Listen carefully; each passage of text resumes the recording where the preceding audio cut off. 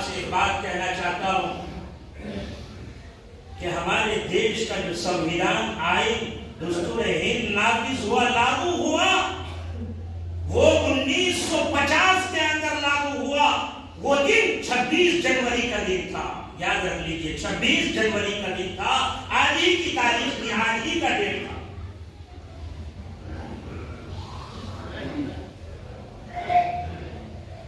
हम अपने देश के उन महान लोगों को, उन बुजुर्गों को, अपने अकादरीन को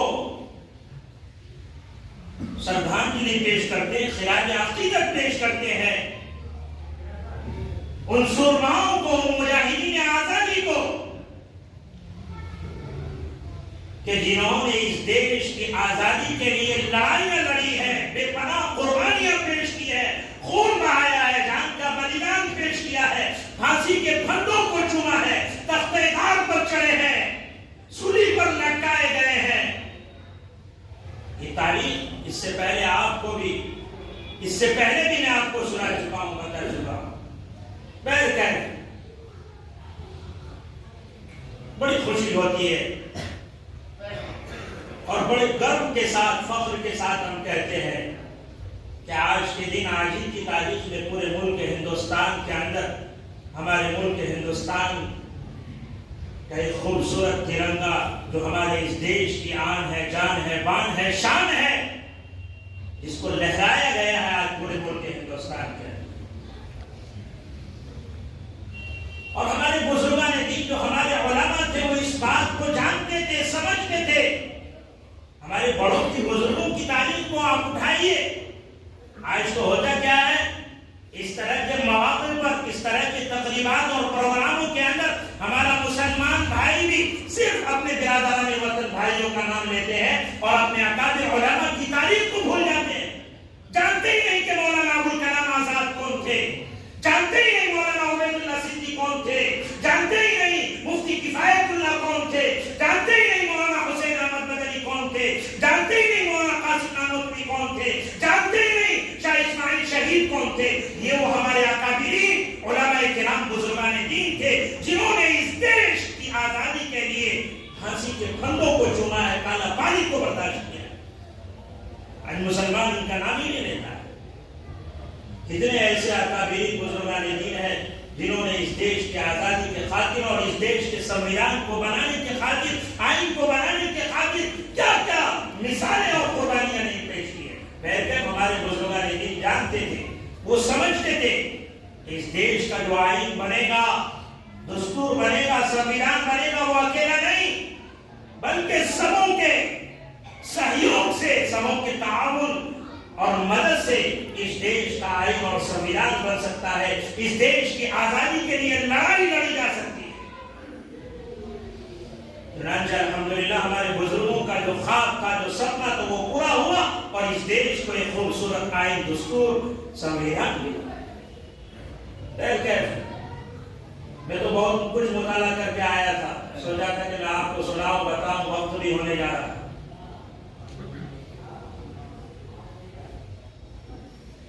मगर अफसोस के साथ ये कहना पड़ता है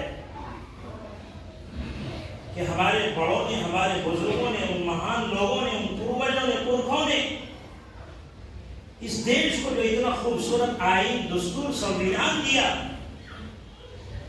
क्या वो 1, 2 दिन, 4 दिन, 5 दिन, महीना, 1.5 महीना, साल, 2 साल के अंदर हिंदुस्तान का ये खूबसूरत आइन, संविधान तैयार हो गया, बन गया?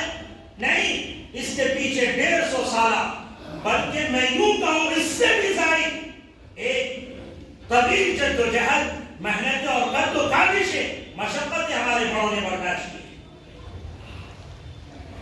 चुनांचे शुरू में एक बात कह देता हूं और ये कहते हुए मुझे कोई एतराज नहीं है। जब इस देश पर अंग्रेजों का राज कायम हुआ, हुकूमत कायम हुई, तो बंगाल की खाई से जब अंग्रेजों ने ईस्ट इंडिया कंपनी कायम की, तो उस वक्त इस मुल्क के बादशाह, हुक्मरान, सलातीन कोई और नहीं, मुसलमान थे। चुनांचे सबसे पहला हमारे अंग्रेजों की तरफ से अगर किसी पर हुआ, सबसे पहला हमला अगर किसी पर किया गया तो वो मुसलमानों पर किया गया। चुनांचे एक तरफ नवाब सिराजुद्दौला है और दूसरी तरफ शेर कर्नाटक श्री टीपू सुल्तान शहीद रहमतुल्लाह अलैहि है, जो मुसलसल आखिरी दम तक कह रहे हैं मेरे जिस्म के अंदर जब तक खून का एक कतरा बाकी रहेगा मैं इन अंग्रेज जालिमों और साम्राज्यों के सामने झुकने के लिए तैयार नहीं।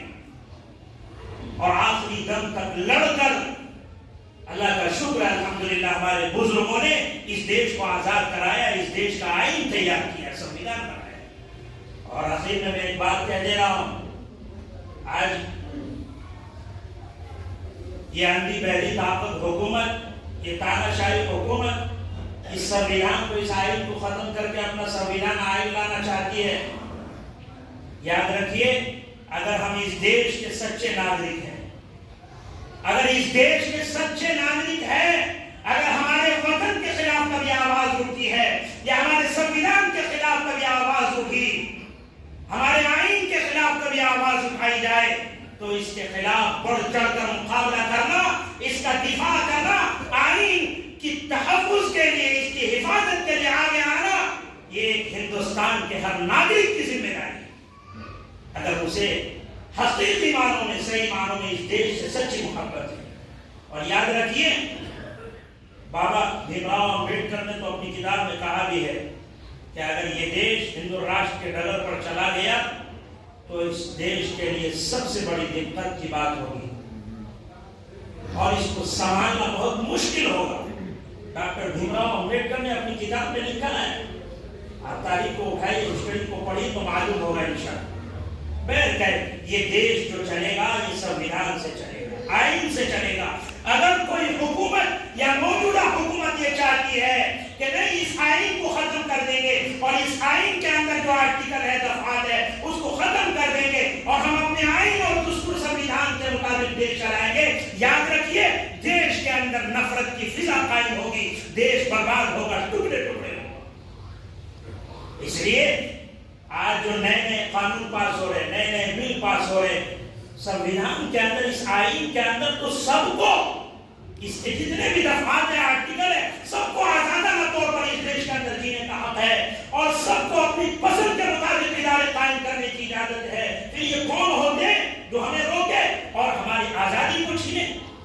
बहरकैफ इंशाअल्लाह जो बातें रह गई है, आइंदा कभी मौका मिलेगा तो इंशाअल्लाह ये सारी बातें आपके सामने पेश की जाएगी। अल्लाह से मेरी दुआ है, अल्लाह रब्बुल इज्जत वल जलाल हमारे इस मुल्क हिंदुस्तान का ये खूबसूरत जो तिरंगा है, जो हमारे इस देश की आन बान जान शान है, जो हमारे बुजुर्गों की एक निशानी है, मेरे भाइयों अल्लाह से दुआ कीजिए अल्लाह हमारे इस देश के आईन की हिफाजत फरमाए, इस तिरंगे की हिफाजत फरमाए।